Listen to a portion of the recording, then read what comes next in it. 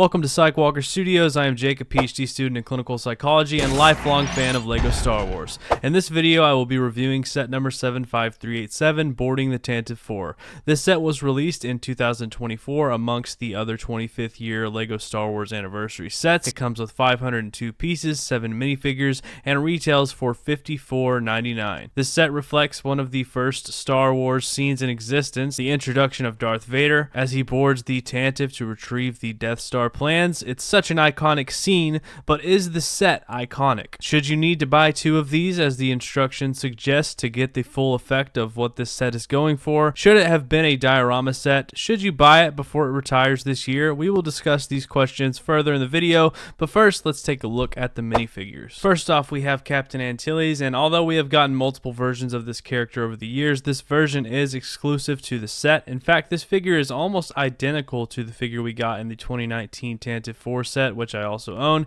Here's a side-by-side comparison, and as you can see, the differences are minimal, but that being said, I really like it, and besides adding dual molded legs for the boots, I would not change anything about it. Next, we have 2 Rebel Fleet Troopers, which have been included in 2 other sets, and again, aside from my desire for dual molded legs, I think these are fantastic. I do wish that LEGO would give us a Rebel Friend minifigure. This would have been a perfect opportunity for that. We can continue to hope that one day we will get a Rebel Friend figure. Now on to the Imperial figs that we get. First, we have 2 Stormtroopers, which are the modern Stormtrooper design we've gotten over the last few years, and to be honest, for those of you who watch our podcast, you might know this, but I am not a fan of the modern Stormtrooper helmet designs. When I see them, I immediately think of the Family Guy Trooper designs, and I just can't shake that image out of my mind. I really hope they change it at some point. Next, we have the modern Darth Vader figure, which we have also seen in various other sets, and overall, I really like it. I do wish the helmet wasn't as bulky. I think around 2017 they really nailed the Vader helmet design. I believe the Vader we got in the Vader transformation set around that time is the one I'm referring to. That was a perfect blend of the OG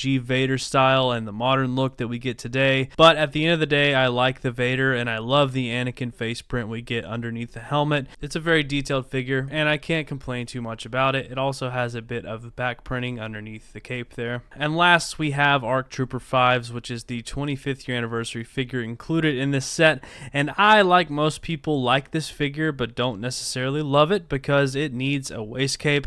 I'm not normally one to be so harsh on the lack of accessories and waist capes, but I just think 5s is one that really needs it. That, along with a plastic pauldron, would have made this figure perfect in my eyes. It's not a bad figure aside from that. I think it's cool they included him, and at the end of the day, I am glad that we have it, and the new Clone 5's face print is great as well. Now on to the set itself, the Boarding the Tantive 4. First thoughts here, I like the aesthetic of the set. Although it's primarily just white and gray like the Tantive hallway is on screen, I think the subtle additions of red and black within the wall panels really help this set stand out from other sets that lack color. Also, putting together the wall panel pieces and the structural columns you see there was actually satisfying in the building process. As you can see by the overhead shot here, there is enough room to place your figures. Now, taking a look at my personal favorite aspects of the set, and that is the play features. First, this door is fire, as the kids would say. Sorry, lame joke. But jokes aside, I love the design of the door that Vader enters here. It is covered in these translucent orange and red fire pieces, which reflect the sparks we see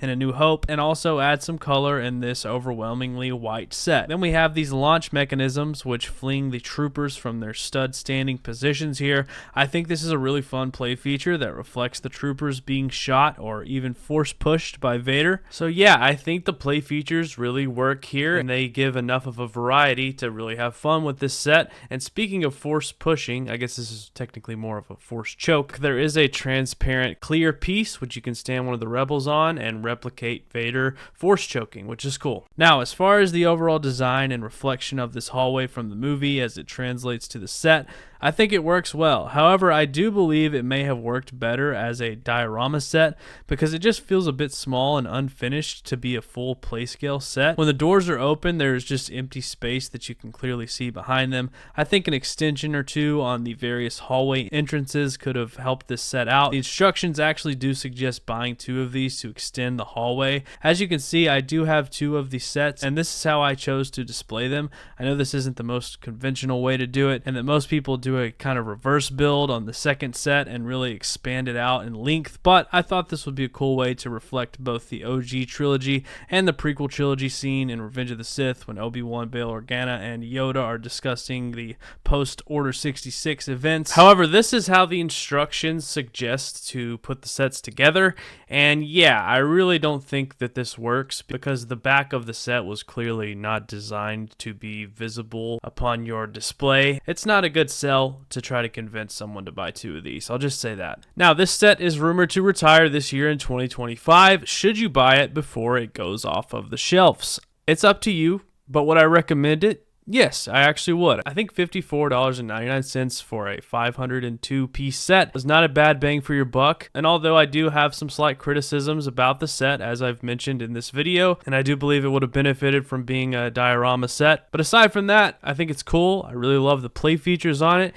You get a nice selection of figures, as well as the 25th year anniversary fig. So yeah, if you're a fan of this scene from A New Hope, I would suggest picking it up before it retires. And overall, I am going to give this set a 7.2 out of 10. But the question is, what do you think of the set? Do you own the set? If you do, let me know down in the comments what you think about it. And if not, is it something that you're interested in buying? Regardless, let me know your thoughts. Feel free to give this video a like and to subscribe to the channel. Thanks for stopping by Psychwalker Studios. And until next time, keep collecting, care for your mind, and may the Force be with you.